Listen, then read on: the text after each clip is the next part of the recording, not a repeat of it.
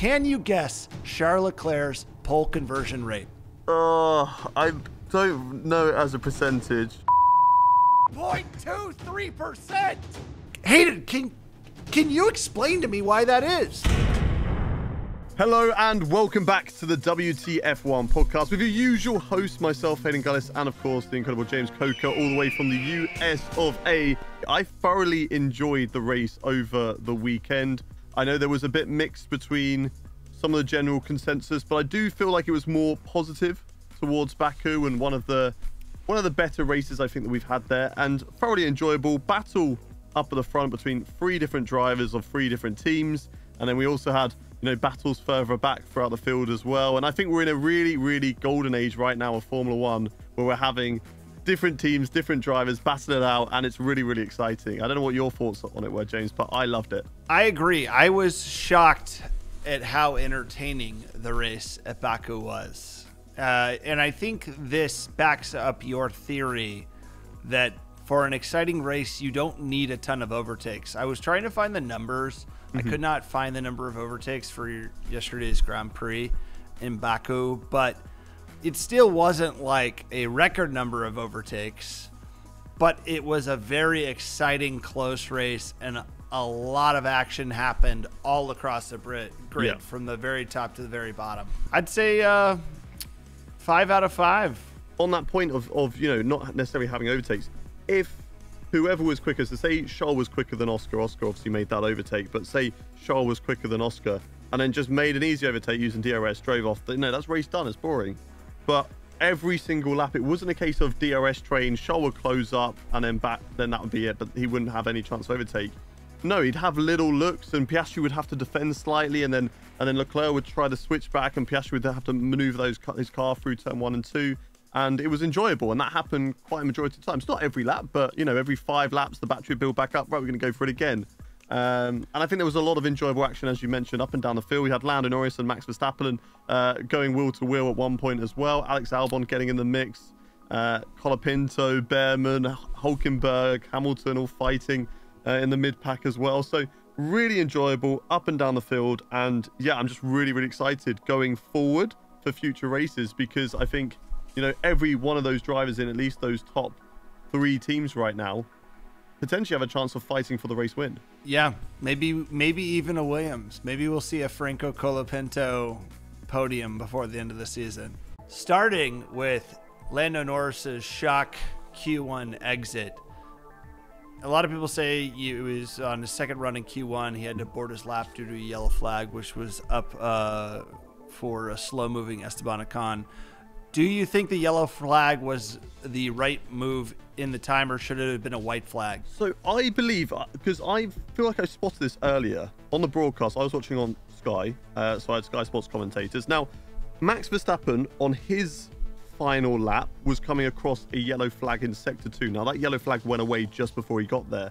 And you could see when the camera cut to him just before he was about to go into the car section, you could see an Alpine just moving towards the camera and then shooting off the screen as it was focused on Max Verstappen. But I could see on that rear left tyre, it was wobbling about a bit. Something didn't look right. And I think the yellow flag came out. I still haven't seen any onboard footage. So feel free to correct me if I'm wrong, anybody at home. But I feel like Ocon hit the wall, broke that rear left, and was just bringing the car back home instead of just parking it on the track, trying to bring that car back to the garage because he could.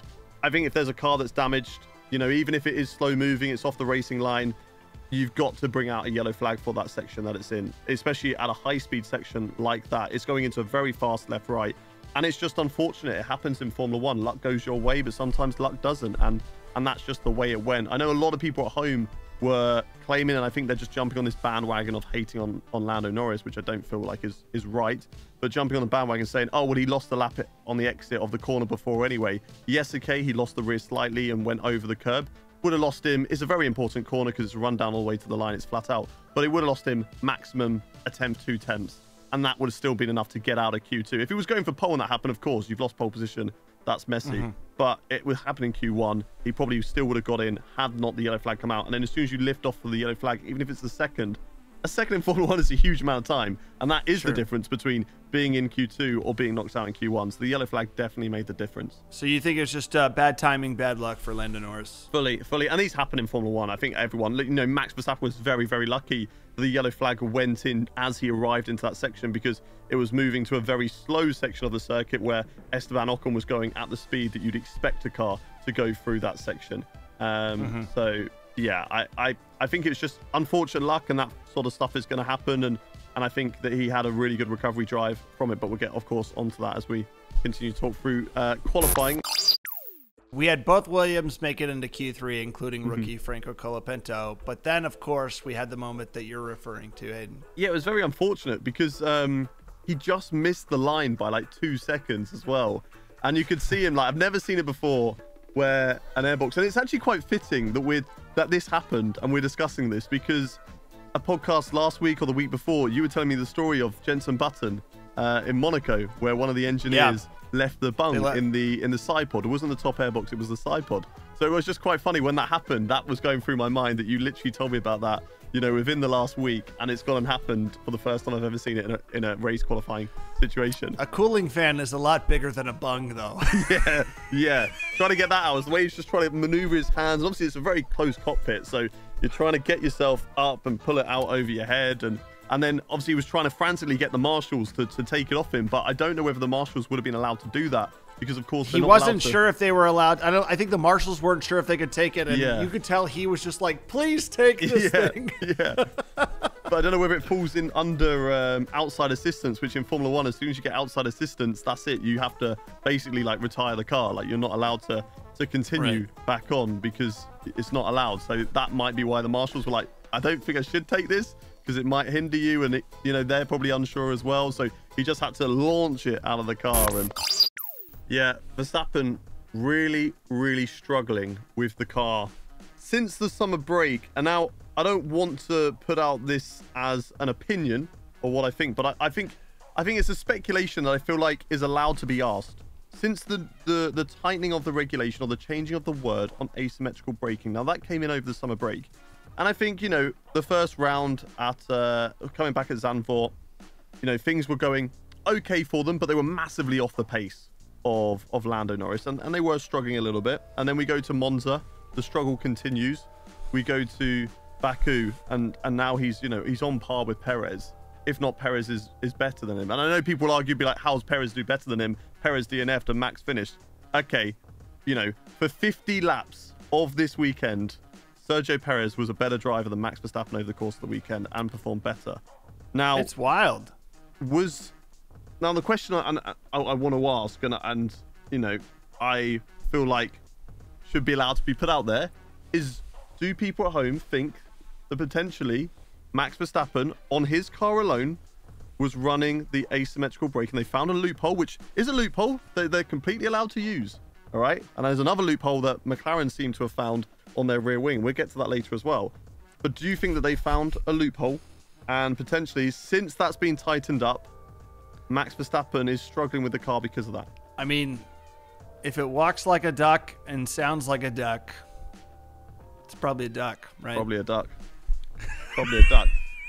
It could be completely down to something else, and things aren't working on the car. But if Perez was also dropping off the pace at the same rate that Max was, and Perez was dropping back into that midfield battle and even further down the grid, then I would say, this is something that is car related, and it's just their downfall that just continues to keep on going. But the fact that Perez has kind of stayed in a similar location, if not even got better, this weekend he was right up there in the fight and could have won the race.